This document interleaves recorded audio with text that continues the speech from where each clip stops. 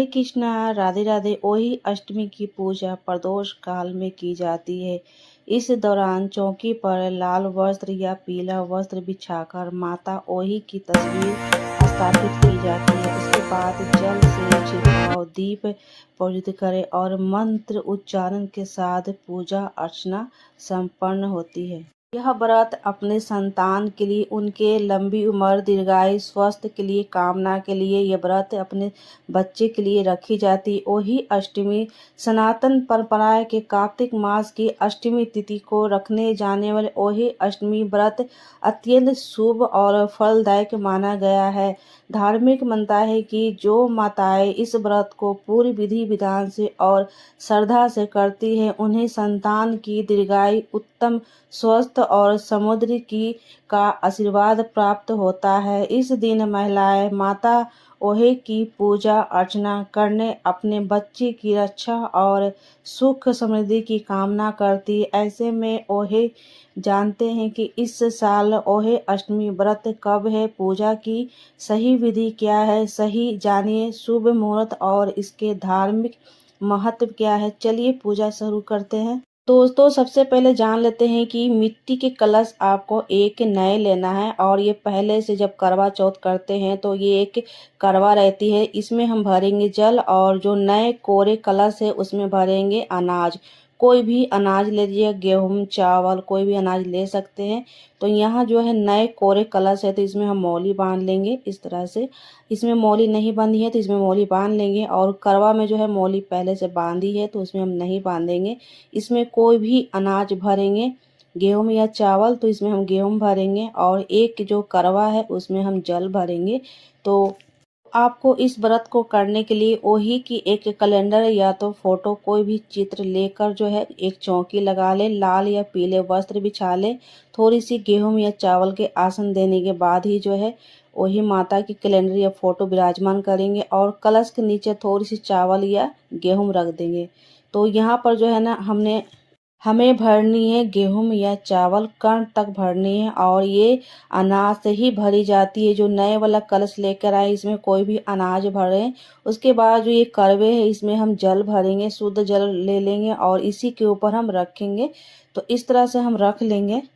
अब करवे के अंदर शुद्ध जल भर लेंगे और कण तक भरना है। ज़्यादा भरेंगे तो ये पानी पानी हो जाएगी, क्योंकि नल वहाँ लगा हुआ है तो ज़्यादा कण के नीचे ही जल को भरना है। उसके बाद अब एक प्लेट में ले लेंगे, गेहूं या चावल ले लेंगे। आप चाहे तो सीधा चौकी पर रख सकते हैं, मैं एक प्लेट में रखेंगे, उठाना आसान होता है। और इसी के ऊपर एक घी के दीपक प्रज्वलित करेंगे। आप मिट्टी के दीपक ले सकते हैं, पीतल के ले सकते हैं।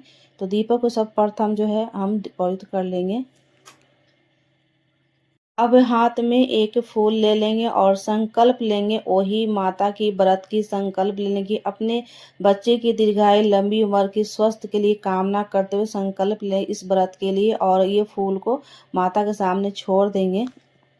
अब थोड़ी सी जल लेकर फूल से छिड़काव कर लेंगे, शुद्धि करेंगे, स्नान भी करेंगे जो कहें।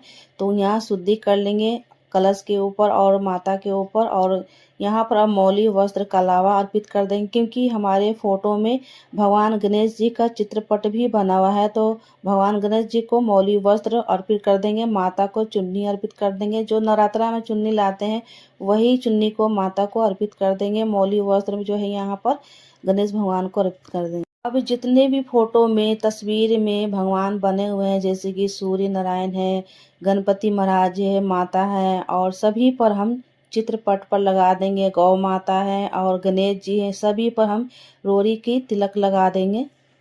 और कलश के ऊपर स्वास्तिक नहीं बनी है तो उस पर भी आप स्वास्तिक बना लेंगे। जिस कलश में अनाज भरे उस पर स्वास्तिक बना लेंगे। और करवे पर स्वास्तिक नहीं है उस पर भी हम बना लेंगे स्वास्तिक। अब माता को करेंगे श्रृंगार, बिंदी लगाएंगे, मेहंदी लगाएंगे, आलता भी लगा सकते हैं, चूड़ी आप यहाँ पर पहना सकते हैं। जितना हो सके आप माँ को श्रृंगार कर सकते हैं। वही माता जो है, वही अष्टमी माता में श्रृंगार की सामग्री भी आप अर्पित कर सकते हैं, श्रृंगार कर सकते हैं। कलश खाली नहीं रहती है तो इसके ऊपर कोई भी फल रख देंगे। अब माता को फूल अर्पित करेंगे, गुलाब के, गेंदे के, कोई भी फूल आपके पास है तो माता को हम फूल अर्पित कर लेंगे। अपने परंपरा के हिसाब से पूजा की जाती है। जैसे आपके यहाँ रिवाज है वैसे आप पूजा करें वही माता की। और अगर फल के भोग लगा रहे हैं तो फल का भोग लगाए। आपके यहाँ जैसे पूजा होता है वैसे ही पूजा करें। कोई भी हलवा पूरी बनती है, कोई पकवान बनती है, कोई भी मीठा बनाकर भोग लगाना चाहते हैं तो भोग लगा सकते हैं। जैसे आपके यहाँ रिवाज है वैसा ही पूजा करें। अगर आपके यहाँ हलवा पूरी बनाकर भोग लगाई जाती है तो हलवा पूरी बनाकर भोग लगाएं, गुलगुल्ले लगाएं। और कोई भी फल जो है ना भोग लगाई जाती है। ऐसे तो सिंघाड़ा की भोग लगती है। सिंघाड़ा ना मिले, पानी फल सिंघाड़ा ना मिले तो कोई भी हरे फल की भोग लगा सकते। उसके बाद ये बायने निकाली जाती है, अपने सास के लिए जो है बायने निकाली जाती है। और कुछ दक्षिणा रखकर, कुछ बिंदी और कोई भी मेहंदी रखकर जो है अपने सास को दी जाती है। तो अब कथा पढ़ेंगे। और वही माता की कथा बहुत ही छोटी सी होती है। कथा पढ़ने से पहले आपको हाथ में गेहूं या फूल लेना है। कोई भी फूल ले लीजिए, गेहूं ले लीजिए, चावल ले लीजिए। उसके बाद मुट्ठी बांधकर हम कथा पढ़ लेंगे। कथा बहुत छोटी सी है, तुरंत आपको 2 से 3 मिनट कथा आपको हो जाती है। तो छोटी सी कथा है और जल्दी ही मैंने पढ़ ली है। उसके बाद जो भी हाथ में गेहूं या फूल लिए माता के सामने छोड़ देना है। अब करेंगे माता की आरती। सर्वप्रथम गणपति भगवान की आरती करेंगे, 5 बार 7 बार करेंगे। और कपूर से आरती कर सकते हैं, घी के दीपक जो जलाए उससे भी कर सकते हैं। अलग से आप घी के दीपक बनाकर भी आरती कर सकते हैं। तो मैं यहाँ कपूर से आरती कर रही हूँ। जो भी आपको माता की आरती आती है वो आरती आपको 5 बार 7 बार कर लेनी है। आरती संपूर्ण हो जाएगी। उसके बाद ये चौकी को आप बाद में 1-2 घंटे के बाद हटा लीजिएगा।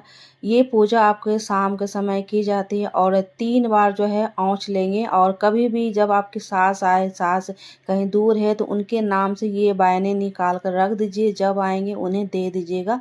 अगर सास नहीं है तो किसी अपने पूजनीय जो भी आप जिसे बड़े मानते हैं उन्हें दे सकते हैं। ये जल के लोटे जो है चंद्र भगवान के अर्घ दे लेंगे पूजन होने के बाद। ये 2 जो कलश है, एक अनाज की एक जल की। तो अनाज वाले कलश जो है ब्राह्मण को दी जाती है। ब्राह्मण है तो मंदिर में जाकर दे सकते हैं कलश के साथ। जो करवे वाले जल है वो बच्चों को, अगर छोटे बच्चे हैं तो उन्हें स्नान करा दें। जो बच्चे पानी घर में चारों तरफ छिड़क दें। और छिड़कने के बाद थोड़ी सी बच जाए तो अपने पौधे में डाल दें, तुलसी पौधे में डाल दें। उसके बाद आप यहाँ पर चौकी बाद में हटा सकते हैं।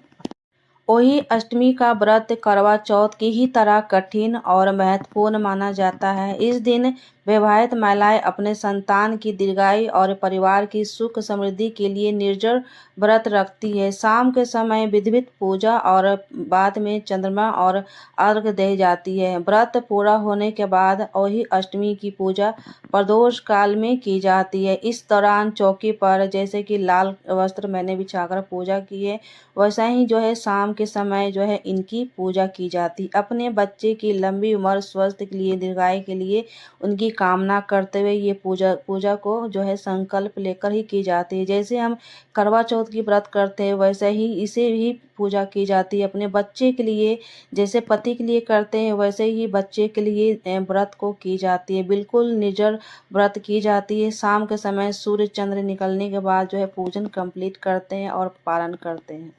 तो फ्रेंड्स, अगर आपको यह वीडियो पसंद आई हो तो जय माता दी बोलकर कमेंट करें।